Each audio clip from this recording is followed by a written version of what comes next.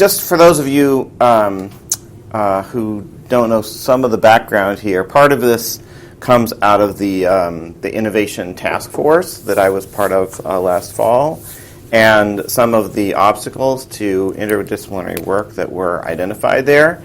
And then I'll talk a little bit about the proposal. I actually made some copies that you can look at, and we're really interested in getting input not just on this proposal but on other things that may help with collaboration here at DePaul.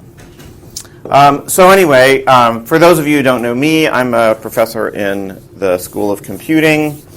I've done a variety of different things. My research area is recommender systems, which is like on Netflix. If you watch this, you also might want to watch that. But that turns out to actually be a very interdisciplinary field involving psychology, marketing, computer science, a little bit of economics, you name it. So I'm used to working in those sorts of environments. So the Innovation Task Force are, the main task that was set in front of us was, how do we get DePaul to be more innovative?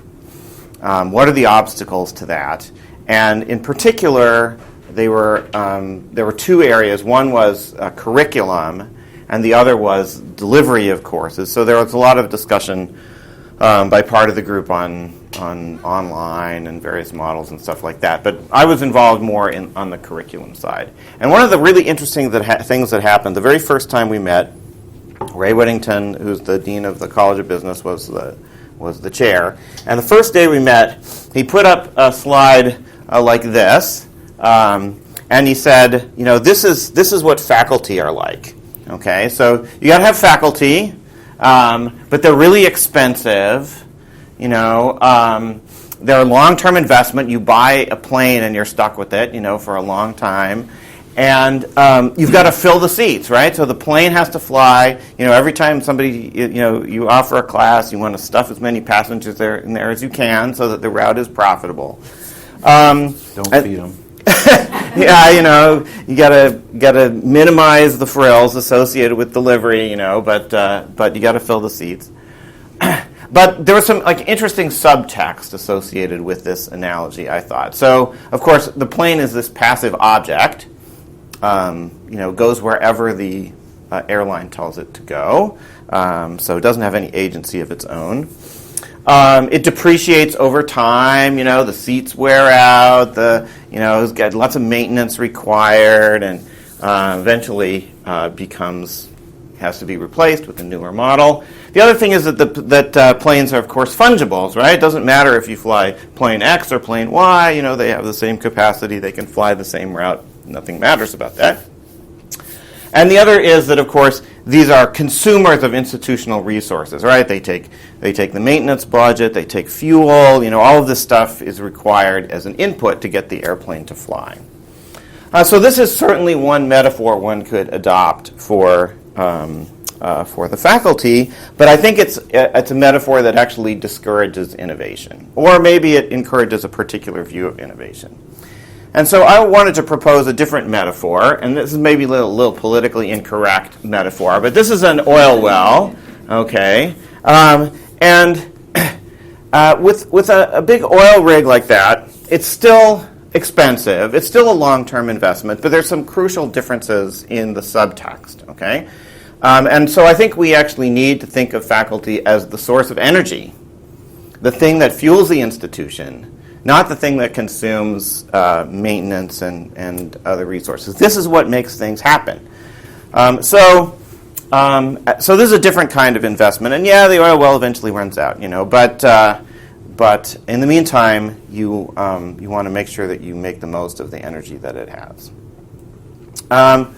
So a couple of things that we found as part of this Innovation Task Force initiative. One is that DePaul is actually pretty good at innovation in some ways. So it's a lot easier for us to introduce new programs than a lot of our competitors.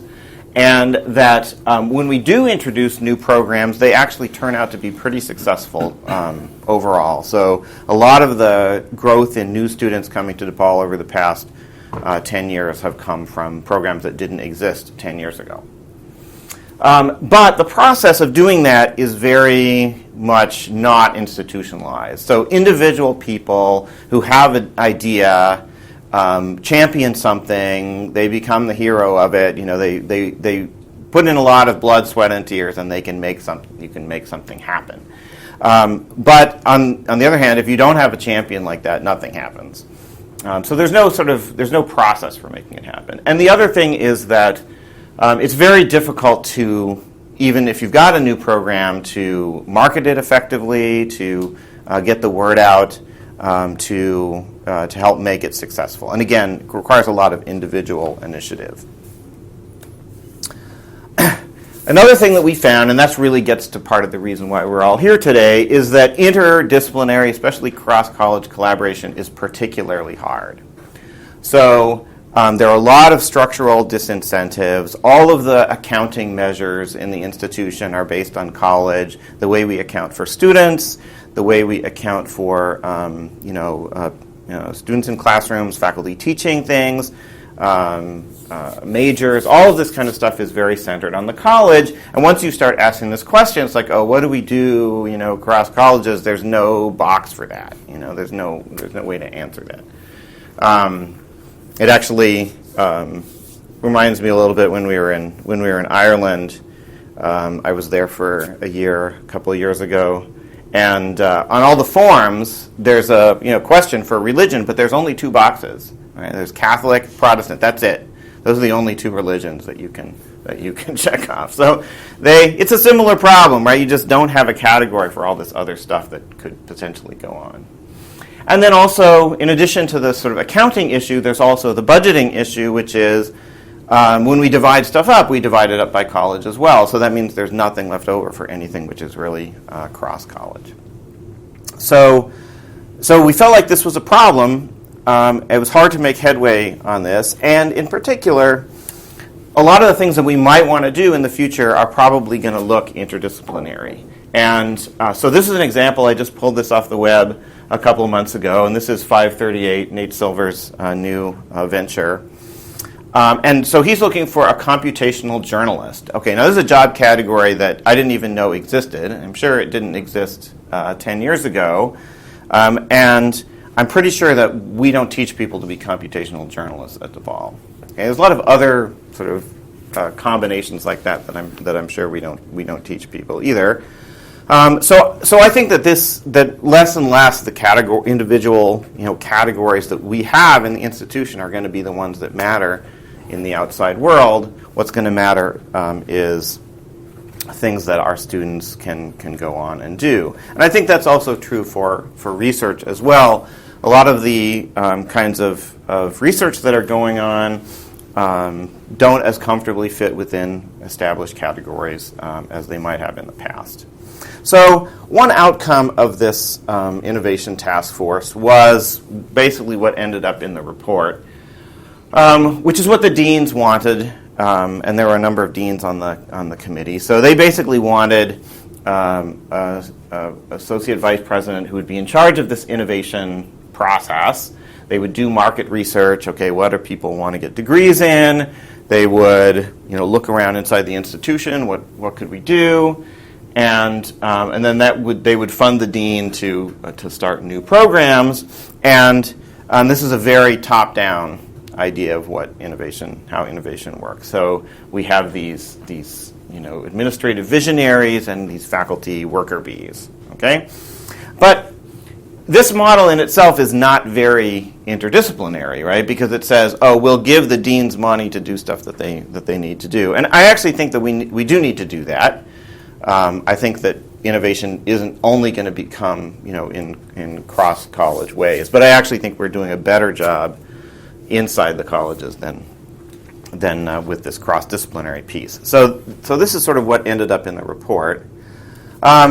But I had an alternate view, and Greg and I talked at this, and this was sort of the genesis of this proposal, was let's actually, let's take the oil well view, let's view the faculty as this source of energy, and try and develop it as much as we can, especially across disciplines, and go after some of these structural obstacles by creating alternative venues, and let innovation be the thing that we're striving for, but have it come out of creative interchange.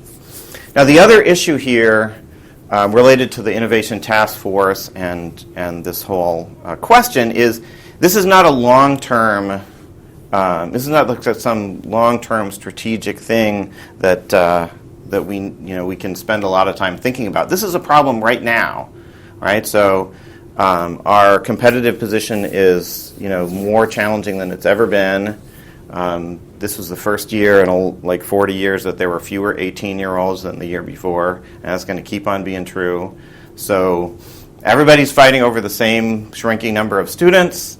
Economic conditions are tight. Less funding from state and federal governments. It's not good.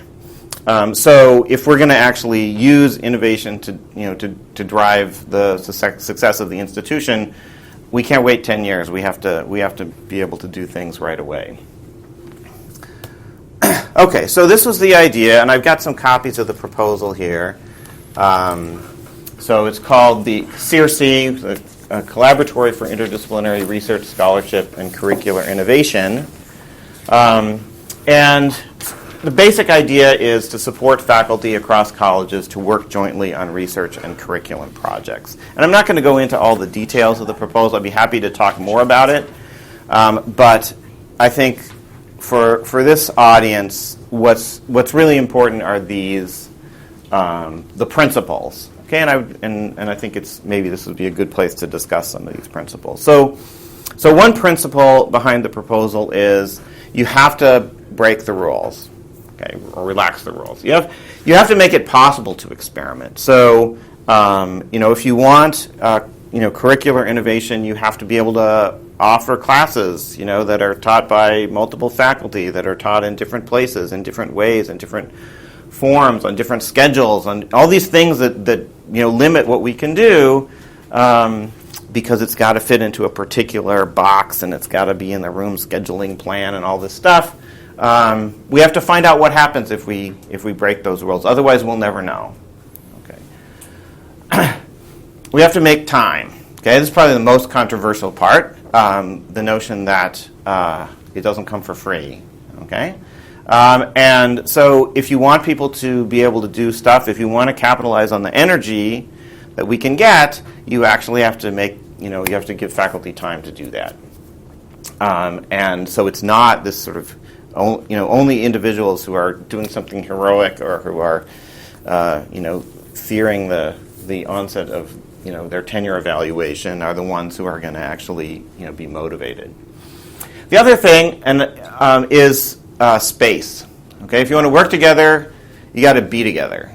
And we have lots of virtual tools, but really nothing replaces the sort of informal aspects of being in the same space. And I've benefited from that. I'm only here for a couple hours once a week, but already it has made a difference in terms of my interaction with the folks here in Lincoln Park and various things that have been going on. So that's really important. And I think if you look at DePaul, you don't see informal places for faculty to be together. Although CRC is really designed to support particular projects, I think it also could be a place where faculty could get together. And then I think the fourth thing is that we don't want to break things that are working. So I think SSRC is a good example of something that's working. And so if it's possible to take existing entities and federate them together so that they can serve the wider institution, I think that's probably the approach we should take. So in my own unit, there's the Data Mining and Predictive Analytics Center, which we operate in conjunction with the business school. But I could see that might actually, there might be interest in having a wider variety of colleges involved. Okay, so those are kind of the principles. And then, of course, there's the fiscal reality, right? So we are in tough budget times. The idea of having faculty who are not teaching all the time is anathema to the Board of Trustees. But it doesn't come for free, and I think that we have to keep reminding the folks in charge that that's the case. Okay, so just one last slide here in the presentation, which is signs of progress. Okay, so that's this other handout I have here, which is the Faculty Council Resolution on Collaboration, which I don't know how many people here know about, but was approved by Faculty Council and also approved by the Provost in March. And there's a lot of important pieces here. Taking some of the university programs and setting aside some of that money specifically for cross-college projects. Building in collaboration into some of the university-wide programs like the honors program and liberal studies. And then my favorite part, so there's a bunch of other things there, but my favorite part is this one, exploring ways to create freestanding units at the university level to house collaborative work. So there's a tiny bit anyway. This is exploring ways to create is not the same as creating, but there's a tiny bit of momentum behind this idea, and I think that's great. So anyway, so that's really all I wanted to say, and I'm happy to have more discussion about collaboration. What do we need? How do we get there? Etc.